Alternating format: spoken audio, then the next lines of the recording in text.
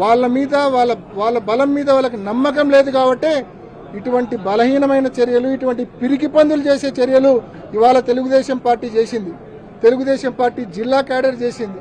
అనంతపురం నుంచి కూడా వచ్చారు తెలుగుదేశం పార్టీ క్యాడర్. అంటే ఈ మాదిరి ఒక జిల్లా క్యాడర్ అంతా వచ్చి మీ పార్టీకి సంబంధించిన ఒక జిల్లా క్యాడర్ మొత్తం సంపూర్ణమైన పోలీసుల సహాయ సహకారాలతో వచ్చి ఒక చిన్న మండలం మీద పడితే 15 బూతుల మీద పడితే నిజంగా సబబేనా అని అడుగుతా ఉన్నా నేను. సబబేనా? మీరు ప్రతి పోలింగ్ బూత్లో వెబ్ కాస్టింగ్ జరిగింది కదా, ఆ వెబ్ కాస్టింగ్ రిలీజ్ చేయండి. ఎన్ని దొంగ ఓట్లు పడినాయో, ఎన్ని అసలైన ఓట్లు పడినాయో రుజువు అయిపోతుంది. 15 బూతులకు సంబంధించిన పోలింగ్ బూత్ లోపల వెబ్ కాస్టింగ్ రిలీజ్ చేయాలా, పోలింగ్ బూత్ బయట రికార్డ్ చేసిన సీసీ ఫుటేజెస్ రిలీజ్ చేయాలా. తద్వారా ప్రజలందరికీ స్పష్టంగా, ఎన్నికల కమిషన్కు ప్రజలందరికీ స్పష్టంగా, ముఖ్యంగా న్యాయస్థానాలకు స్పష్టంగా ఇక్కడ జరిగింది పోలింగా లేకుంటే రిగ్గింగా, ఓటింగా లేకుంటే దొంగ ఓటింగా అనేది ప్రతి ఒక్కరికి అర్థం కావాలా. మేమేదో ఇవాళ మాకు నష్టం జరిగిందని నేను మాట్లాడడంలా, మాకు ఇవాళ మా వాళ్ళు ఇబ్బంది పడినారని నేను మాట్లాడడంలా. ఇది నిజంగా ప్రతి ఒక్కరు తెలుసుకోవాలా. పులివెందల మండలంలో ఇవాళ జరిగింది ఓటింగా లేకుంటే దొంగ ఓటింగా అనేది ప్రతి ఒక్కరు తెలుసుకోవాల్సిన అవసరం ఉంది.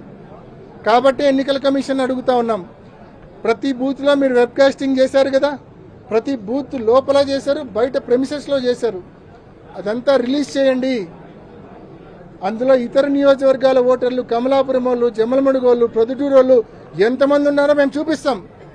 ఉదయం రిలీజ్ చేసిన ఒక 2 నిమిషాల వీడియోకే మేము దాదాపు 10 మంది జమ్మలమడుగు వాళ్ళను, 10 మంది కమలాపురం వాళ్ళను చూపించాం 2 నిమిషాల వీడియోకే. మీరు ఉదయం 7 నుంచి సాయంత్రం 6 వరకు, 5 వరకు, అంటే 10 గంటల వెబ్ కాస్టింగ్ మీరు రిలీజ్ చేసి చూపిస్తే మేము వేలాదిగా దొంగ ఓట్లు మేము చూపిస్తామని చెప్పి కూడా తెలియజేస్తా ఉన్నాం. కాబట్టి తప్పకుండా వెబ్ కాస్టింగ్ లోపల అండ్ బయట రికార్డ్ చేసిన ఫుటేజెస్ మొత్తం కూడా ట్రాన్స్పరెంట్ గా నిలబడిన కంటెస్ట్ చేసిన అభ్యర్థులకు ఒక కాపీ ఇవ్వాల్సిందే.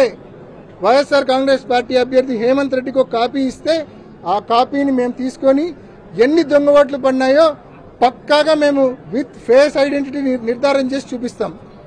ఏ స్థాయిలో ఈ రిగ్గింగ్ జరిగింది, ఏ స్థాయిలో దొంగ ఓట్లు పడ్డాయి అనేది మేము రుజువు చూపిస్తాం. మరి ఈ సవాల్కు ఎన్నికల కమిషన్ స్వీకరించి తప్పకుండా ప్రతి అభ్యర్థికి CC footage and web casting footage స్పష్టంగా 10 గంటల పాటు ఉండేది రిలీజ్ చేయవలసిన అవసరం ఉంది. చెయ్యాలని చెప్పి గట్టిగా డిమాండ్ చేస్తా ఉన్నాం, కోరుతా ఉన్నాం. అదేవిధంగా ఇవన్నీ పరిశీలించి ఈ ఎన్నికను ఇటువంటి చెత్త ఎన్నికలు, ప్రజాస్వామ్యం కూనీ చేసే ఎన్నికలు, ఇటువంటి ఎన్నికలు బహుశా ఏ రాష్ట్రంలో ఎప్పుడూ జరిగి ఉండవు.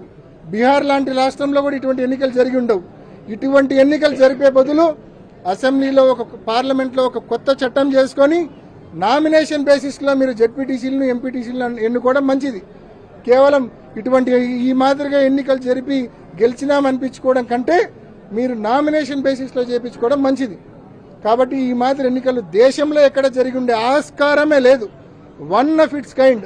నేను మీ అందరినీ మరోసారి మనవి చేస్తాను, రేపటి నుంచి మీరు 6 పంచాయతీలకు వెళ్ళి నిజంగా ప్రతి ఒక్కరిని అడగండి, నిజంగా ఎన్నికలు ఎలా జరిగాయి, మీరు ఓటు వేశారా లేదా, వేయకుంటే ఎందుకు వేయలేదు, ఏ పరిస్థితుల్లో వేయలేదు అని ప్రతి ఒక్కరిని అడగండి.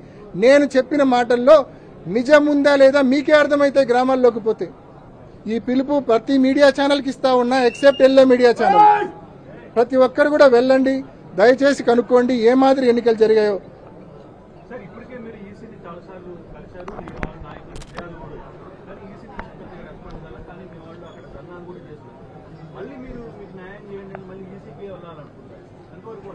అన్న ఈసీ పరిస్థితి ఎలా ఉందంటే అన్న, ఇప్పుడు దున్నపోతు మీద వర్షం పడితే ఎటువంటి చలనము, ఎటువంటి స్పృహ ఉండదు. మన స్టేట్లో ఈసీ కూడా అంతకంటే ఘోరంగా ఉంది మన స్టేట్లో ఎన్నికల కమిషన్. అయినప్పటికీ అదొక స్టాట్యూటరీ బాడీ, దాన్ని మనం అడగక తప్పదు. దాన్ని అడిగిన తర్వాతనే మనం హానరబుల్ హైకోర్టుకు పోవచ్చు.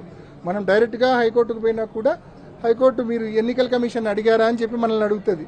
ఈరోజు మనం ఏదైతే ఇప్పుడు మాట్లాడామో ఇవన్నీ కూడా ఎన్నికల కమిషన్కి ఇప్పటికే పంపించాం.